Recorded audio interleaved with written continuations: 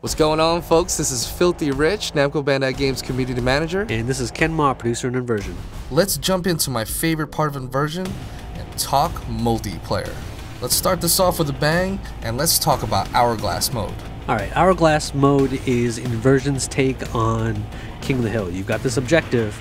Each team is going to be trying to capture this objective, and you're going to see a little meter that's on the left side of the screen.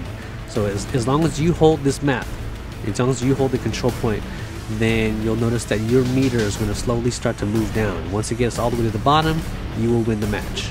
And as the match progresses, you'll notice that it starts to move a lot faster. Essentially, we've got two separate levels that are built. You know, imagine a level that's on the bottom, a level that's on the top.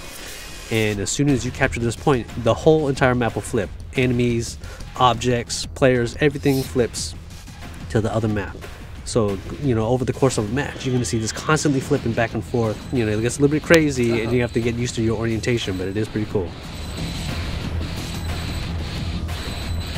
One of the coolest things that we have in Inversion is the intelligent AI that's implemented onto the guys who are constantly shooting at your face. And the one thing that I know is that there are other people in the community who feel the same way, who love this experience against the AI. What can these types of players play in a multiplayer space to go ahead against groups of AI? Inversion, what we have is a 4-player co-op mode called Survival, and we built these exclusive maps just for this mode. These aren't regular normal MP maps that have been, you know, just recycled in. So what you do with these maps is you've got these you can divide it up into 3 separate sections, and you have a certain amount of time at the start of the game or the start of the match to complete this first section.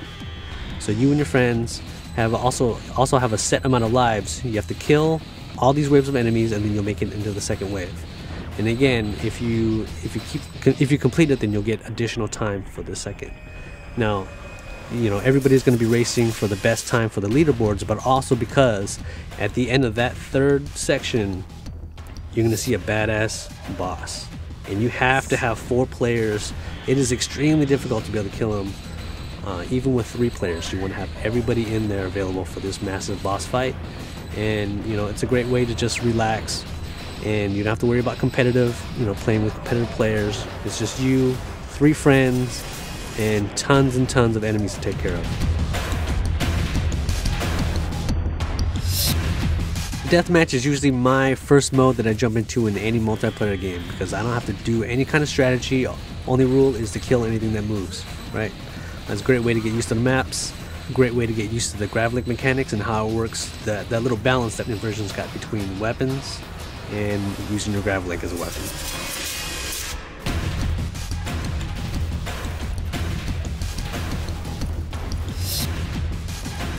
And you know what? Let's get right into more craziness, and let's talk about Gravity Slaughter.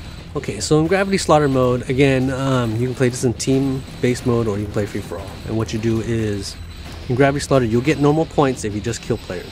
That's fine. But you'll get bonus scores, you get bonus points if you use your grav link. So, for example, if you use finishers, or if you grab objects and throw it at players, then you'll get more points than other people will.